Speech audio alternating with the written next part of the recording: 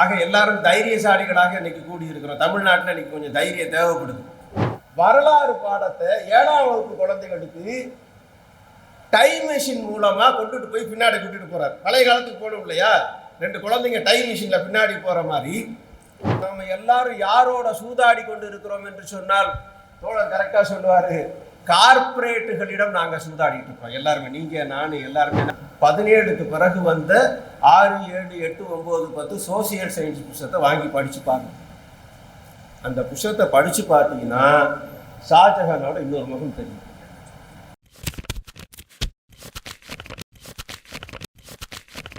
கல்வித்துறையில் பணி செய்பவர்களை பெரும்பாலும் கல்வியாளர்களாக இருப்பதில்லை என்னை போல. அதற்கு விதிவிலக்காக ஐயா ரா எட்வின் ஒரு மேல்நிலைப் பள்ளி தலைமை ஆசிரியர், கவிஞர், தொழிற்சங்கவாதி, சொற்பொழிவாளர், கல்வியாளர் என ஒருவர் ஒரு குதிரையில் பயணம் செய்யலாம். ரா எட்வின் ஐயா 10 குதிரைகளில் பயணம் செய்கிறார். தமிழ்நாட்டு பாடநூல் உருவாக்கத்தில் எட்வின் ஐயா பங்கு மிக அதிகம். சமச்சீர் கல்வி திட்டத்தில் குழந்தை மைய பாடநூல் உருவாக்கத்தில் தனது கடின உழைப்பை தந்தவர். எது கல்வி, 10 கிலோ ஞானம், ஏன் கல்வி, என் கல்வி என் உரிமை, இவனுக்கு அப்போது மனு என்று பெயர், கேட்பரிஸ் கல்வியும் தபர்கட்டு கல்வியும் உட்பட பல நூல்களின் ஆசிரியர் இரா எட்வின் அவர்களை நூல் வெளியீட்டு உரை நிகழ்த்த அன்புடன் அழைக்கிறேன். உங்கள் கரகோஷத்தோடு.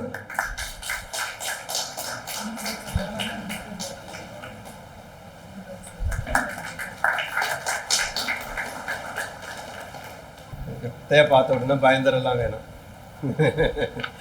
புஸ்தகம் எனக்கு நல்லா தெரியும். இங்கே இருக்கிற யாருமே நல்லவங்கெல்லாம் இல்லைன்னு எனக்கு நல்லா தெரியும். எவ்வளவு பேசினாலும் கேட்குற அளவுக்கு நல்ல மனிதர்கள் தெற்கு பகுதியில் இல்லை. அளவாக பேசினா தான் கேட்பாங்கங்கிறது புரிஞ்சு வச்சுட்டு தான் வந்திருக்கோம். பிரியத்துக்குரியவர்களே, ஷாஜஹான் நாங்கள்லாம் பேனா வாங்கிறதுக்கு முன்னாடி ஒரு 3-4 புஸ்தகம் போட்டது. எழுதலாமா அப்படின்னு நாங்கள் யோசிச்சுட்டு இருக்கிறப்ப 1991-92 வாக்கில் தமிழ்நாடு முற்போக்கு எழுத்தாளர் சங்கத்தின் அப்போ அப்படிதான் இருந்தது மாநில மாநாட்டுக்கு நாங்கள் போயிட்டுருக்கோம். சென்னையில் பேரணி போயிட்டுருக்கிறப்ப நீங்கள் நன்கு அறிந்த நந்தலாலா என்னை கூப்பிட்டு சொன்னார், அவர் தாண்டா ஷாஜஹான், பக்கா எழுத்தாளர். நான் சொல்றது 92 தான் நான் எழுதுவேன்லாம் எனக்கு தெரியவே தெரியாது. நான் எழுதுவேனா மாட்டேனா என்று இருக்கிற பொழுது அன்னைக்கு நந்தலாலாம் ஒரு பக்கம் எழுதலை, நானெல்லாம் ஒரு பக்கம் எழுதலை, நிறைய பேர் எழுதலை. அன்னைக்கு தேதிக்கு தொகுப்புகளை கொண்டு வந்திருந்த மனிதன் ஒரு கிட்டத்தட்ட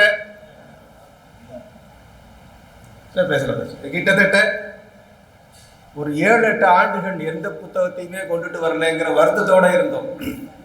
ஒரு கவிதை புத்தகம் கொண்டுட்டு வந்திருக்காரு. அந்த பத்திரிகையில் பார்த்தீங்கன்னா கவிஞர் எட்வின்னு வேற போட்டிருக்காரு. நான் கவிதையெல்லாம் எழுதுறதே இல்லை, பேதை எழுதுறோம். இந்த கவிதை புத்தகம் போடுறதுக்கு ஒரு தைரியம் வேணும். நான் ஒரு முறை என்னோட எது கல்விங்கிற புத்தகம் வந்திருந்தப்ப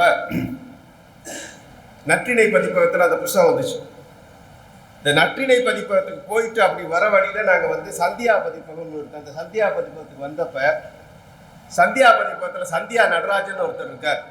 அவர் நண்பருக்கு அறிமுகப்படுத்தினார். இவர் தான் எட்வின், ரொம்ப நல்ல மனுஷன், கவிதை புஸ்தகம்லாம் போட மாட்டார் சொன்னார். கவிதை புஸ்தகம்லாம் போடலைன்னா நல்ல மனுஷனுங்கிற பதிப்பகம் நினைக்கிற காலத்தில் ஒரு 8-9 ஆண்டு கால இடைவெளிக்கு பிறகு ஒரு கவிதை புத்தகத்தை போடுவதற்கு ஒரு தைரியம் வேண்டும். அந்த தைரியம் ஷாஜஹானுக்கு இருக்கு. அதுக்கு ஒரு விழா எடுக்க வேண்டும்.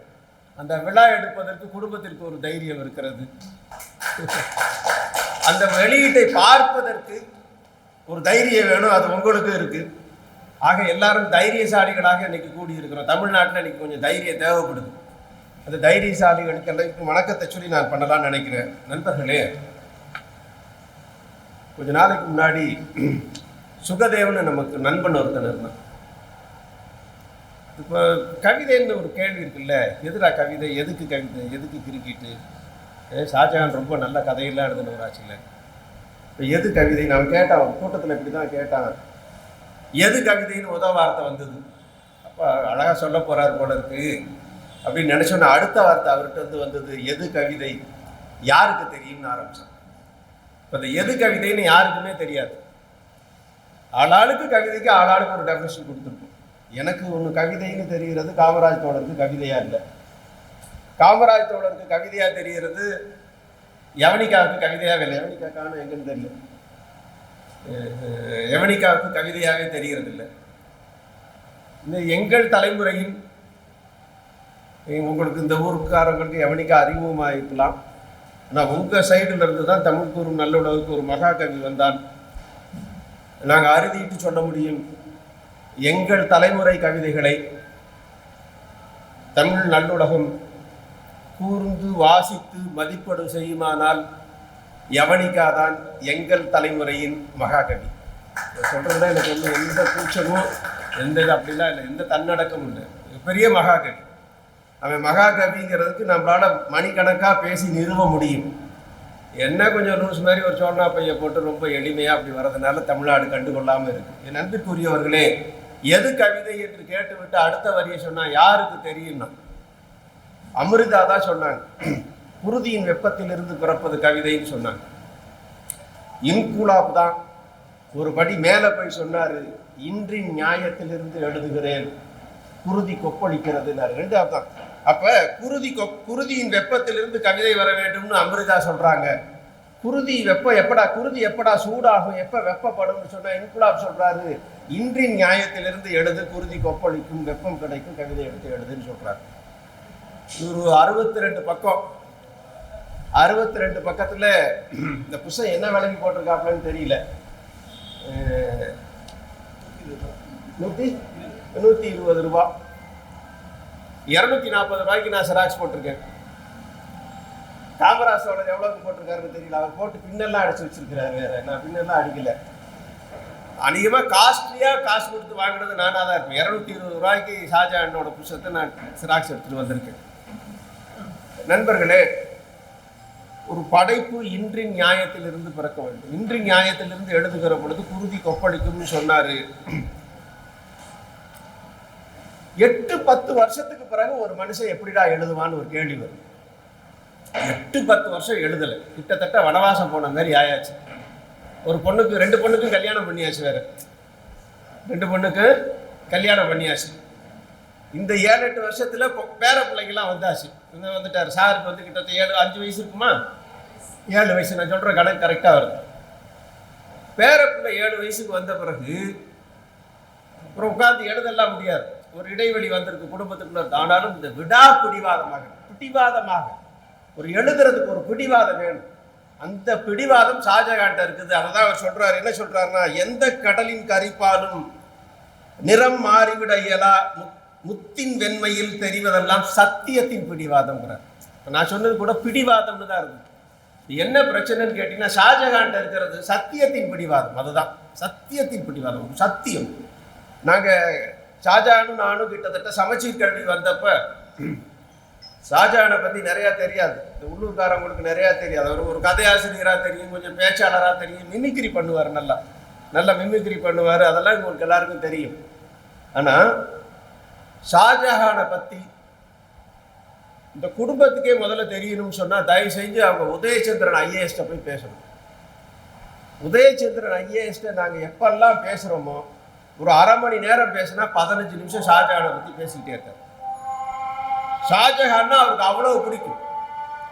எழுத்தாளர்னா ஒன்றும் இல்லைங்க, ஒரு சும்மா இப்போ இந்த புத்தகத்தை பற்றி நிறைய பேர் பேசுவாங்க, நாமளும் பேசலாம்.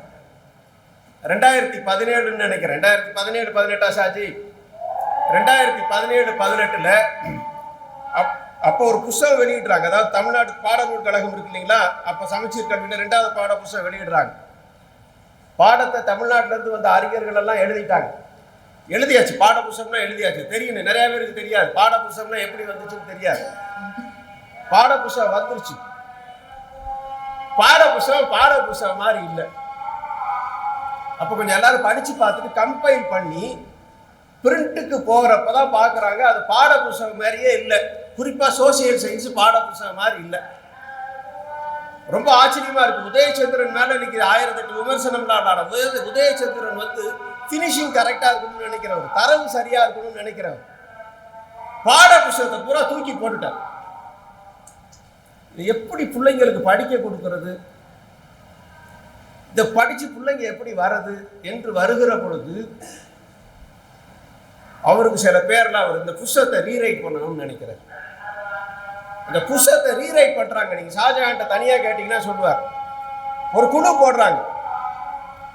ஒரு குழு போட்ட பிறகு அந்த குழுக்கு முதல் தடவை நான் வரலன்னு நினைக்கிறேன் ஷாஜி, இல்லையா? நான் வரல, முதல் குழு வரல. முதல் குழு போடுறாங்க. நமக்கு அல்லாவுக்கும் அவ்வளவு தொடர்பு. என்ன ஆயிட்டுன்னு கேட்டீங்கன்னா, எல்லாரும் உட்காந்து முதல் குழுவில் அந்த புத்தகம் திருப்தி படலை. நீங்க 6வது 7வது 8வது 9வது பாட புத்தகம் அந்த புத்தகம் மட்டும்தான் தெரியாது, பின்னாடி இந்த வேலை தெரியாது. அந்த புத்தகத்தை உதயச்சந்திரன் சார் ஒத்துக்கல. அரசாங்கம் புத்தகம் வரணும்னு சொல்றாங்க. என்ன பண்றதுன்னு தெரியல. அப்ப என்னை கூப்பிடுறாங்க. அப்ப கூப்பிட்டு வச்சுட்டு உதயச்சந்திரன் சொல்றார், இந்த புத்தகம்லாம் நல்லா இல்லை, ரீடபிலிட்டி இருக்கணும், குழந்தைங்களுக்கு எப்படி புத்தகத்தை கொடுக்கலாம் அப்படின்னு கேட்கிறார். இப்ப நான் சும்மா இருக்க மாட்டாம சொன்னேன், இந்த குழந்தைக்கு நிலாவை காட்டி சோறு ஊட்டுற மாதிரி புத்தகம் எழுதணும் சார், அதை தான் செய்யுங்க அப்படிங்கிறார். ஒரு 15 பேர் உட்கார்ந்துருக்கோம். 15 பேர் உட்கார்ந்து இருக்கிறப்ப நான் ஒரு பாடத்தை நான் எழுதுறேன். ஒரு பாடத்தை நான் முதல்ல என்ன பண்றேன், உரையாடலா மாத்தி கொடுக்குறேன். இந்த உரையாடலா மாத்தி கொடுத்த உடனே எல்லாருக்கும் ரொம்ப சந்தோஷமா இருக்கு. இதெல்லாம் சாதாரண சந்தோஷம், பின்னாடி ஸ்பெஷல் சந்தோஷம் இருக்கு. இந்த உரையாடலா மாத்தின பிற்பாடு அதை பார்த்த உடனே ஒரு நாள் பூரா அதே படிக்கிறாங்க, எல்லாத்துக்கும் கொடுக்குறாங்க, சர்க்குலேட் பண்றாங்க படிக்கணும்னு சொல்லிட்டு. எல்லாரும் நான் எழுதுனதை படிக்கிறாங்க. ஒரே ஒரு மனுஷன் மட்டும் தலையை கீழே போட்டு அப்படியே உட்கார்ந்துருக்கிறார். இப்ப உட்கார்ந்துருக்கிற மாதிரி தான், அதுதான் ஷாஜி. உட்கார்ந்த பிறகு அவரு ஒரு பாடத்தை ரீரைட் பண்றார்.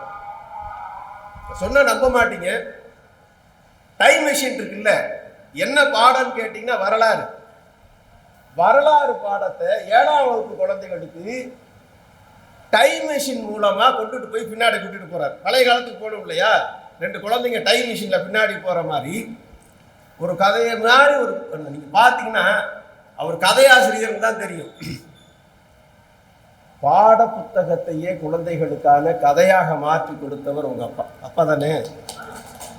தெரியுமா உங்களுக்கு? தெரியுமா? சொல்லியிருக்காரு அவன்கிட்ட வந்து, உங்கள்கிட்ட சொல்லியிருக்காராமா இப்படிலாம் நான் செஞ்சேன் டைம் மிஷின்லாம் சொல்லியிருக்காரா? இப்போ வீட்டில் எல்லாம் பேசுறாருன்னு அர்த்தம். நாங்கள் அதெல்லாம் பேசுறது நான் உங்களுக்கு சொல்றதுக்காக அந்த பாட புத்தகத்தோட அதுக்கு பிறகு வடிவமே மாறுச்சு.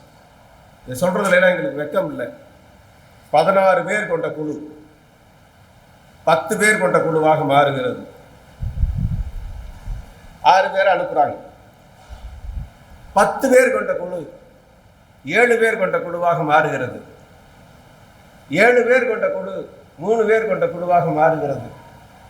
3 பேர் கொண்ட குழு 2 பேர் கொண்ட குழு. 2 பேர் இருந்தால் போதும் இந்த புத்தகத்தை முடிச்சிடலான்னு முடிவுக்கு வராங்க அரசாங்கம். அந்த 2 பேர்த்துல ஒருத்தர் பேசிட்டு இருக்கேன், ஒருத்தர் உட்காந்துட்டு இருக்கேன். கிட்டத்தட்ட 6, 7, 8, 9, 10 சோசியல் சயின்ஸ் புத்தகத்தை 2 பேர் தான் முடிச்சோம். 2 பேர் தான் முடிச்சோம். அதில் எந்த இடத்துலையும் என் பேரில் பரவாயில்ல. ஷாஜஹான் அவ்வளோ உழைப்பு, அவ்வளோ உழைப்பு. ஷாஜஹான் இருக்கிறன்னா கலகலன்னு இருக்கும். பாட்டு பாடிட்டு இருப்பாரு, பாடுவார், வீட்டிலலாம் பாடுவார், உங்களுக்கு பாட்டு பாடுவார், கதை சொல்லுவார், மிமிக்ரி பண்ணுவார். எனக்கு தெரிய ஜெயலலிதாவுக்கு ஷாஜஹானை தெரியாமல் போயிடுச்சு. இல்லாட்டி கொடால அதுவும் போட்டு வந்தோம்மா. ஏன்னா ஷாஜஹான் வந்து அதிகமாக கலாச்சது ஜெயலலிதாவை தான். இப்போ அந்த அம்மா இல்லை சொல்லலாம், அதிகமாக கலாச்சது ஜெயலலிதாவை தான். இன்னொரு பெரிய விஷயம், ஜெயலலிதாவை யார் கலாச்சாலும் எங்களுக்கு சந்தோஷமா இருக்கும். அது ஷாஜஹான் ரொம்ப நல்லா இருக்கும். இந்த மனிதன் ரொம்ப நாளைக்கு பிறகு ஒரு கவிதை புத்தகம் கொண்டுட்டு வந்திருக்கிறாரு. அந்த கவிதை புத்தகத்தில் ஒரு சூதாட்டம்னு ஒரு கவிதை இருக்கு. ரொம்ப சாதாரண, ரொம்ப பெரிய விஷயம். 2 விஷயத்தை மட்டும் சொல்லி முடிச்சிடலான்னு நினைக்கிறேன். சூதாட்டம்னு ஒரு கவிதை இருக்கு. கடவுளோட உட்காந்து பகடை ஆடிட்டு இருப்பாங்க. கடவுள் வந்து பகடை போடுறப்ப சொல்லுவார், எல்லாமே போயிடுச்சு, இந்த உருண்ட பகடைகளின் ரகசிய வாய்களில் விழுங்கப்பட்டது பாலியம், இளமை, கனவு, லட்சியம் என எல்லா கையிறப்பும் தோற்று எழுந்த எண்ணெய் எல்லாம் முடிஞ்சிச்சு. வாலிபம்லாம் போயிடுச்சு. உட்கார்ந்தாரு, சின்ன பிள்ளையில விளையாட ஆரம்பிக்கிறார். கடவுளோட வாழ்க்கை, இந்த வாழ்க்கை சூதாட்டத்தில் எல்லாம் போயிடுச்சு. இது வாலிபம் போயிடுச்சு, அது போயிடுச்சு, இது போயிடுச்சு, எல்லாமே போயிடுச்சு. போயிடுச்சாமா ஷாஜி? பொண்ணு என்ன சொன்னாலும் சொல்லிக்கிறான். இதுதான் பிரச்சனை. அப்பாவை பற்றி என்ன சொன்னாலும் இப்படி ஒரு பொண்ணு கிடைக்கும். 2 பொண்ணுமே அப்படிதான் இருக்கு. நீங்க பொண்ணு தானா? பாரு, இதில் என்ன பிரச்சனைன்னு கேட்டீங்கன்னா, அந்த தலைமுறை எப்படி போயிருக்குன்னா, அந்த கவிதை என்ன சொல்லுதுன்னா, அவ்வளவு பிரியத்திற்குரிய ஷாஜகானோட பிள்ளைங்களை நான் அன்னைக்கு தான் பார்க்கேன். இப்படிதான். இதுதான் யதார்த்தம், இதுதான் யதார்த்தம். கடவுள்கிட்ட பேசுறாரு, ஏட்டாடே எட்வின் பிள்ளைங்க யாருன்னு எனக்கு தெரியாது, இவர் கூட விடுங்க, எனக்கு மதுக்கூர் ராமலிங்க நான் ஒன்னாவே சுற்றிட்டு இருந்தவனுக்கு சின்ன பிள்ளையில இருந்து. அவன் ஒய்ஃப் யாருன்னு இன்ன வரைக்கும் எனக்கு தெரியாது. என் ஒய்ஃப் யாருன்னு அவனுக்கு இன்ன வரைக்கும் தெரியாது. இப்போதான் ஒரு 40 வருஷத்துக்கு பிற்பாடு பார்க்குறான் என் ஒய்ஃப். இன்னும் அவன் ஒய்ஃபை பார்த்தது. இப்போ இதெல்லாம் சொல்லிட்டு எந்திரிச்சு போடா என்னடா வாழ்க்கை அப்படின்னு எந்திரிக்கிறப்ப கடவுள் விட மாட்டான். அந்த ஆள் கடவுள்னு, அன்னைக்கு கடவுள்னா யாருன்னா, ஏய் உட்காரு உட்காரு உட்காரு, ஏய் எல்லாம் போச்சுடா. குழந்தை பருவம் போச்சு, பள்ளி பருவம் போச்சு, வாலிப பருவம் போச்சு. இந்த வாலிப பருவத்துலலாம் எனக்கு ஷாஜிக்கலாம் அது ரொம்ப நாங்கள் எல்லாத்தையுமே தொலைச்சிட்டோம். அது வந்துட்டு அவர் ஒரு இடத்துல எழுதுவார், கவிதையில் தொடங்குகிற காதல் கவிதையிலேயே முடிய மாட்டேங்குது. எங்களுக்கு காதலே இல்லைம்மா. சத்தியமாக நானும் சாட்சியெல்லாம் காதல் பண்ணதே இல்லை. அதை காதலிக்க நேரம் இல்லாமல்லாம் இல்லை, காதலிக்கிறதுக்கு யாரும் இல்லை. அதுதான் பிரச்சனை. நாங்கள் பாட்டு போய் ஐ லவ் யூனா ஓங்கி அரைஞ்சிட்டு போயிடுங்க அது பிள்ளைங்களாம் பார்த்துட்டு. இப்போ என்ன ஆகிட்டுன்னு கேட்டிங்கன்னா, எல்லாம் போயிடுச்சாடா. எனக்கு வாலிபம் போச்சு, எல்லாம் போயிடுச்சு, இருந்த வேலையும் போயிடுச்சு. 60 வயசு ஆயிடுச்சுன்னு வேலையை விட்டு அனுப்பி விட்டாங்க. இன்னும் ஒரு 10-13 வருஷத்துக்கு லெவி வாங்குவாங்க. புரிஞ்சவங்க புரிஞ்சுக்கங்க, புரியாதவங்களுக்கு அதுக்குள்ள நான் ஒன்றும் விளக்கமாக சொல்ல முடியாது. ஒரு 13 வருஷத்துக்கு லெவி வாங்குவாங்க.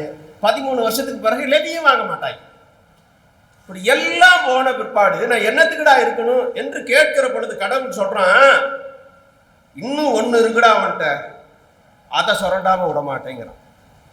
இன்னும் ஒன்று இருக்கு, அதை சுரண்டாம விட மாட்டேங்கிறான். என்னன்னு கேட்குறான், இது வரைக்கும் நீ எழுத நினைச்சிட்டு இருக்கிற ஒரு கவிதை இருக்குல்ல, அதை வச்சு சூதாடுகிறான். இப்போ என்ன ஆயிட்டுன்னா, எங்கள்கிட்ட இருக்கு பேனாவை கூட திருடுறதுக்கு இன்னைக்கு வாசலுக்கு. வைரமுத்து தான் எழுதுவாரு 1947 பற்றி எழுதுறப்ப, பட்டு வேட்டியை பற்றிய கனாவில் இருந்த பொழுது கட்டி இருந்த கோவணமும் களவாடப்பட்டது. நாங்கள் வாழ்க்கையில் சாகித்ய அகாடமி அது இதுன்னு, எங்களுக்கே சாகித்ய அகாடமி கிடைக்கும். இப்போ என்ன பண்ணணும்னா, யவனிகாவுக்கு சாகித்ய அகாடமி கிடைக்கணும்னா முத்துகிருஷ்ணன் தோழராச்சும் காமராஜ் தோழராச்சும் சாகித்ய அகாடமி போனாதான் கிடைக்குங்கிறப்ப என்ன எதுவுமே கிடைக்கலைங்கிறப்ப சொல்றான் உன்கிட்ட இருக்கிற எழுத போற கவிதை இருக்குல்ல, அதை வச்சு சூதாடு, நான் புடுங்கிக்கிறேங்கிறான். என் நண்பிற்குரியவர்களே, இந்த கடவுள்ங்கிறது யாருங்கிறது தான் இப்போ பிரச்சனை. கடவுள் சூதாடிட்டு இருக்கிறோம்ல, நம்ம நினைக்கிறோம் யார்கிட்ட சூதாடிட்டு இருக்கிறோம். அவர் ஹெட்மாஸ்டராக இருந்தார். இந்த ஹெட்மாஸ்டராக இருக்கிறவர் டீச்சர்களோட சூதாடி இருப்பார். வாழ்க்கையில் அது ஒரு சூதாட்டம். பள்ளிக்கூடத்துக்கு போன உடனே இந்த மிடில் ஸ்கூல் ஹெட்மாஸ்டர்லாம் கொஞ்சம் பரவாயில்ல, டீச்சருங்க பயப்படும். இந்த ஹையர் செகண்டரி ஸ்கூல் ஹெட்மாஸ்டர் இருக்கு பார்த்துருக்கீங்களா? நீங்கள்லாம் யாராச்சும் சத்தியமாக சொல்கிறேன் சார், யார் ஹையர் செகண்டரி ஹெட்மாஸ்டர் இருக்கிறீங்களா? ரிட்டையர்ட் ஹெட்மாஸ்டர் யாராச்சும் இருக்கிறீங்களா இங்கே? இல்லைங்கிறாங்கப்பா. அப்படி யாரையாச்சும் வாழ்க்கையில் சந்திச்சிங்கன்னு வைங்களேன், ஒரு ஹையர் செகண்டரி ஹெட்மாஸ்டர் நீங்கள் பார்த்தீங்கன்னா யாராச்சும் சொல்லிவிட்டான்னு வைங்க, ஐயோ பாவம், யார்கிட்ட திட்டு வாங்கினுங்கிறீங்க. ஏன்னா இப்போ இங்கெல்லாம் அவ்வளோ பயம் இருக்கும். இப்போ நீங்கள் எல்லாம் சூதாடுறோம். இந்த வாழ்க்கை ஒரு சூதாட்டம். பள்ளிக்கூடத்தை நிர்வகிக்கிறதுங்கிறது ஒரு சூதாட்டம். பள்ளிக்கூடத்தை நிர்வகிக்கிறது ஒரு சூதாட்டம். ஒன்றும் பிரச்சனை இல்லைங்க. ஒரு ஆக்டிங் கிளாஸ் போகணும்னு சொல்லுவோம். 12ஆம் கிளாஸ்க்கு ஒரு டீச்சர் லீவ் போட்டிருப்பாரா, ஒரு வாத்தியார் வந்திருப்பாரா, ஒரு டீச்சர் வந்திருப்பார். நான் என்ன சொல்றேன்னா, ஒரு வாத்தியார் கூப்பிட்டு, முருகா இந்த 11B கொஞ்சம் காலியாக இருக்குடா, கொஞ்சம் போகணும்னு சொன்னேன்னு வைக்கலேன். அவன் வரப்பதான் ஒரு டீச்சர் வந்திருக்கும். அந்த டீச்சர் என்னை பார்த்து கொஞ்சம் சிரிச்சுட்டு போயிடும். என் முருகனை போக சொன்ன பார்த்தீங்கன்னா, அவள் வந்து சிரிக்கிறா, அவளெல்லாம் போட மாட்டான். சார் இதெல்லாம் இயல்பாக நடக்கிறது, இதெல்லாம் இயல்பாக நாங்கள்லாம் கேட்டு தான் வளர்ந்துருக்கோம், இயல்பாக நடக்கிறது. இப்போ இந்த பள்ளிக்கூடத்தை நிர்வகிக்கிறதுல ஒரு ஆக்டிங் கிளாஸ் போடுறதுல எங்களுக்கு வந்து பண்ண வேண்டியதாக இருக்கு. இதை முடிச்சு போனா அதிகாரிகள்கிட்ட, பெற்றோர்கிட்ட, இப்படி ஒன்று ஒன்றா போகிறோமா. நாங்கள் மறக்கிறது ஒரே ஒரு விஷயம்தான், மோடிட்ட, விஜய்கிட்ட, ஆளாளுகிட்ட நாங்கள் பண்ணிட்டு இருக்கிறோம். கடைசியாக ஒன்று இருக்கு, நாங்கள் யார்கிட்ட நாம எல்லாரும் யாரோட சூதாடி கொண்டு இருக்கிறோம் என்று சொன்னால் தோழர் கரெக்டாக சொல்லுவார், கார்பரேட்டுகளிடம் நாங்கள் சூதாடிட்டு இருக்கிறோம். எல்லாருமே, நீங்கள் நான் எல்லாருமே என்ன பண்ணிட்டு இருக்கிறோம், கார்பரேட்டுகளை சூதாடிட்டு இருக்கிறோம். நண்பர்களே, ஒரு விஷயத்தை சொல்லி நான் முடிச்சிடலாம் நினைக்கிறேன். 2 கவிதை ரொம்ப முக்கியமான கவிதையா இருக்கு.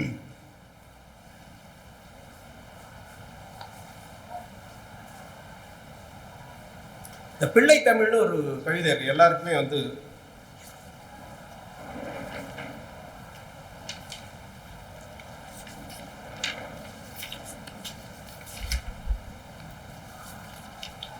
பிள்ளை தமிழ்னு ஒரு கவிதை நீங்க படிச்சு பார்த்தீங்கன்னா, ஒரு ஆசிரியர் பிள்ளை தமிழை பற்றி எழுதியிருக்கிறாங்க. இப்போ நீங்கள் ஒரு விஷயம் இருக்குது சார், இந்த தாமியாசாக்காரங்க கம்யூனிஸ்டுகள், நீங்கள் அந்த கம்யூனிஸ்டுகள்லாம் நீங்கள் தொழிற்சங்கத்தை வச்சுட்டு பண்ணுவாங்க இல்லையா, ஃபேக்ட்ரியிலலாம் இருக்காங்கல்ல, இந்த வாத்தியார்களையும் நாங்கள்லாம் சொல்லுவோம். நானெல்லாம் வண்டியில் கொடி கட்டிட்டு பள்ளிக்கூடத்துக்கு போன வாத்தியார்.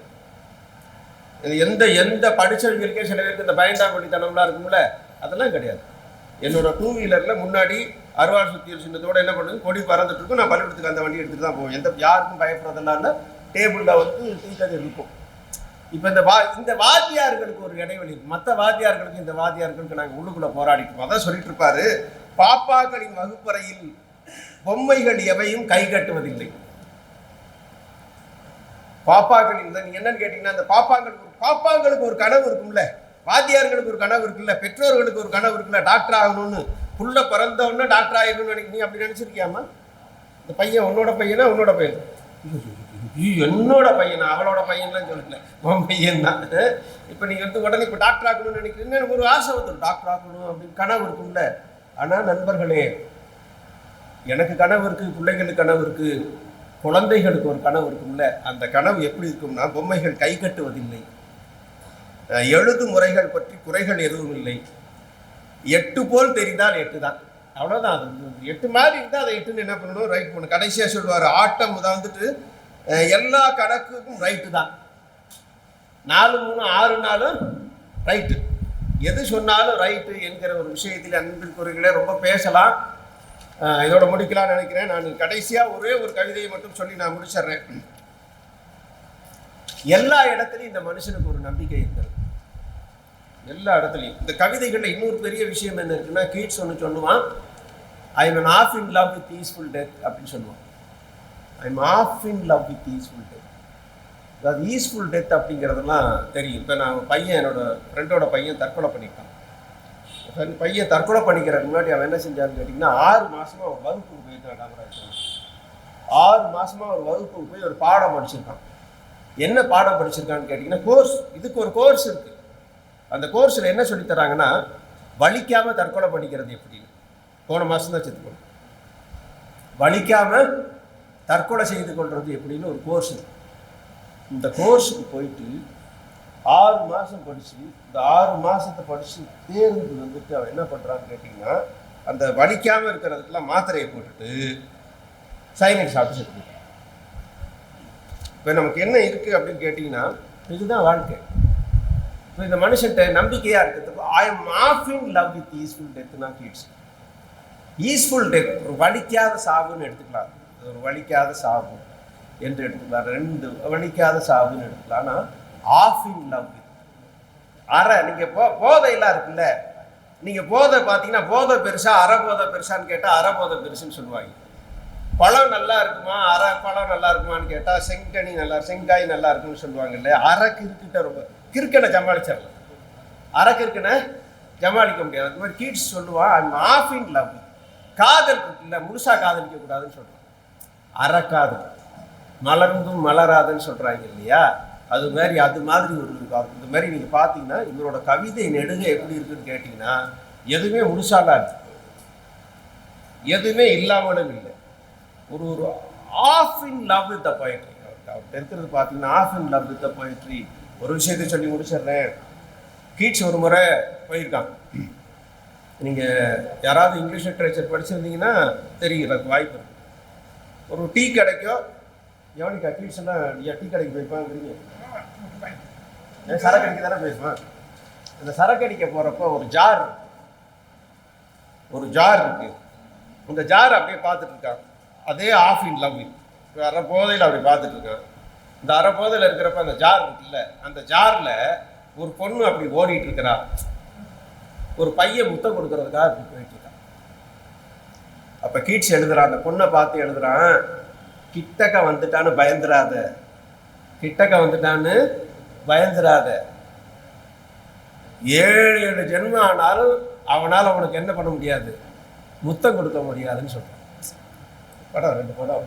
அந்த முத்தம் கொடுக்க போகிறான், அந்த பொண்ணு ஓடுறான், அந்த பொண்ணை பார்த்து பாடுறான், கிட்டக்க வந்துட்டான்னு பயப்படாதம்மா, இந்த உலகம் அழிகிற வரைக்கும் அவனால் அவனுக்கு என்ன பண்ண முடியாது, முத்தம் கொடுக்க முடியாது சொல்லிட்டு அந்த பையனை பார்த்து சொல்கிறான், நீயும் பயப்படாத, இந்த உலகம் அழிஞ்சாலும் அவன் அந்த இடத்த விட்டு ஓட முடியாது.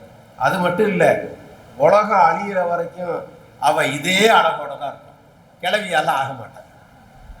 யதார்த்தத்தில் தானே கிளவியாவா, படத்தில் இருக்கிறவ கிளவியாக மாட்டா. இதுதான் ஒரு கவிதையின் பிடிவானம்னு சொல்கிறோம். ஒரு கவிதை இப்படித்தான் இருக்கும். நீங்கள் என்ன ஒரு விஷயம்னு கேட்டிங்கன்னா, அழகியலை சொல்கிறப்ப இப்படி எழுதலாம், வாழ்வியலை சொல்கிறப்ப இப்படி எழுத முடியும் என்று நிரூபித்திருக்கிறார் அவர் ஒரு மார்க்சிஸ்ட். அப்படிதான் நம்ம ஒய்ஃபு சும்மா இருக்காங்க. ஆமாம் தானே, ஆமாவா இல்லையா? ஆமாம். ஆனால் அவர் என்ன பண்ணியிருக்காருன்னு கேட்டிங்கன்னா, அகதிகளை பற்றி ஒரு 3 கவிதை எழுதியிருக்கிறார் இந்த புத்தகம். 62 பக்கத்தில் 17 பக்கம் முன்னுரைகள் போயிடுச்சு. இந்த 17 பக்கம் போக 62 பக்கம் தான் மிச்சம் இருக்கிறது தான் இருக்குது. அந்த பக்கங்களுக்குள்ள ஒரு கம்யூனிஸ்ட், எல்லாரும் சொல்கிறாங்க புலம்பெயர்ந்தவர்களை பற்றி, ஈழத்தை பற்றி இடதுசாரிகள் கவலைப்பட மாட்டார்கள், மார்க்சிஸ்டுகள் கவலைப்பட மாட்டார்கள், இவங்களுக்கெல்லாம் இல்லைன்னு சொல்கிறப்ப எங்கள் தோழன் பதுங்குகுழியை பற்றி எழுதியிருக்கிறான், புலம்பெயர்ந்த வாழ்க்கையை பற்றி எழுதியிருக்கிறான், பனைமரத்தை பற்றி எழுதியிருக்கிறான், அகதிகளின் வழியை பற்றி எழுதியிருக்கிறான். சொல்லிட்டு சொல்கிறான், இந்த அகதிகளின் வழியை சொல்லுகிற பொழுது இந்த வழிகளை வெளிப்படுத்தக் கூட மொழியாக என்கிட்ட கையில் இல்லை, இந்த வழிகளை வெளிப்படுத்துவதற்கு ஒரு நல்ல மொழி வேண்டும் என்று கேட்கிற ஒரு கவிஞராக ஷாஜஹான் இருக்கிறார். 8-9 வருஷத்துக்கு அப்புறம் ஒரு புத்தகத்தை கொண்டுட்டு வந்திருக்கிறாரு. இது ஒரு அவருக்கான விசிட்டிங் கார்டு. கவிதை அவரோட ஏரியாவில் அதே இவ்வளோ நல்லா பண்ணியிருக்காரு. எல்லாருக்கும் நல்லா தெரியும், கதை அவரோட ஏரியா. பாட புஸ்தகத்தையே உலகத்தரம் வாய்ந்த கதை புஸ்தகமாக மாற்றி கொடுத்த மனுஷன். நீங்கள் தயவு செய்து இப்போ யாராச்சும் இருந்தீங்கன்னா 17க்கு பிறகு வந்த 6, 7, 8, 9, 10 சோசியல் சயின்ஸ் புஸ்தகத்தை வாங்கி படித்து பாருங்க. அந்த புஸ்தகத்தை படித்து பார்த்தீங்கன்னா ஷாஜஹானோட இன்னொரு முகம் தெரியும். நீங்கள் இதனெல்லாம் இந்த புஸ்தகத்தை எல்லாம் படிக்கிறவரோட படித்து பாருங்கள். அடுத்த ஆண்டு 6 சிறுகதை கையில் வச்சுருக்கேன் இருக்காரு.